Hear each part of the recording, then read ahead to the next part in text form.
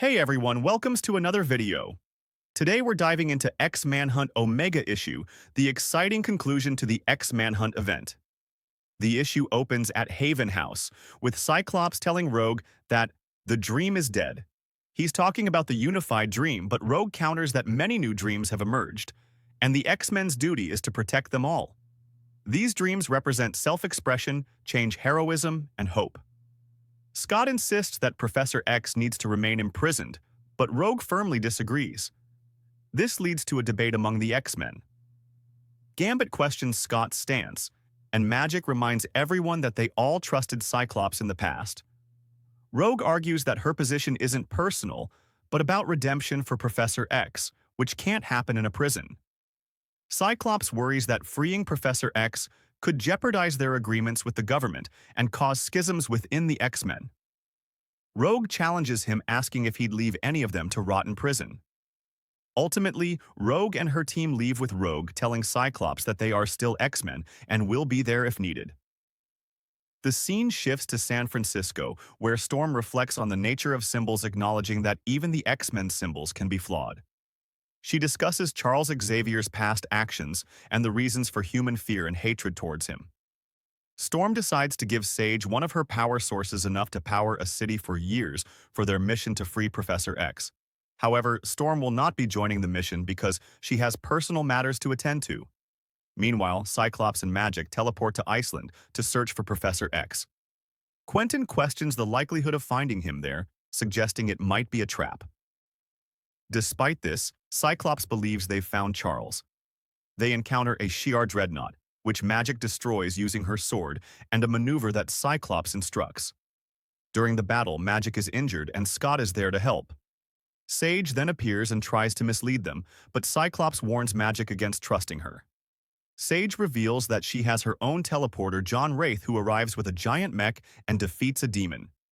Cyclops attacks the mech, and Sage states that with Magic neutralized, Leandra can escape. Magic creates a portal, allowing Cyclops to jump onto Leandra's ship. Cyclops confronts an astral projection of Charles, expressing his anger and pain over Charles's past actions. Charles defends his actions, claiming he was trying to save everyone. Cyclops is determined to stop Charles, but Charles insists on leaving. In a dramatic turn, Storm intervenes from the sky in Atlanta, unleashing a lightning bolt at Charles's ship. Charles reveals that Moira is safe, the murdered mutants have been resurrected, and the human astronauts were never real. He declares that he is leaving the world in the X-Men's hands. Storm's attack hits Cyclops, sending him falling, but the Haven's X-Men catch him. Despite this, Cyclops orders Quentin to track Charles's ship as it activates its hyperdrive. Beast identifies the ship and its advanced technology. Quentin plans to use Temper to destroy the ship, but John Wraith teleports the ship away, foiling their plan. Overwhelmed by this failure, Cyclops unleashes his power, causing a dangerous blast. Wolverine intervenes, reminding Cyclops that he can't carry the weight of the world on his shoulders and needs to let others help. Wolverine ends the conflict by severely injuring Cyclops. The story jumps forward 10 hours to Shi'ar space, where Professor X awakens. Leandra tells him that he had a tumor affecting his behavior, and that he is now safe and free. However, Charles declares that they must return. Charles and Leandra return to a beach in Iceland where the X-Men are waiting. Wolverine apologizes for his actions, and Cyclops confronts Charles. In a surprising turn, Charles announces his retirement as a general and expresses his desire to return to being a professor.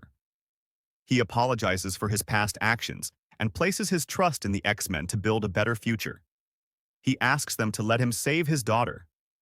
Emma Frost allows Charles to leave and bids him farewell.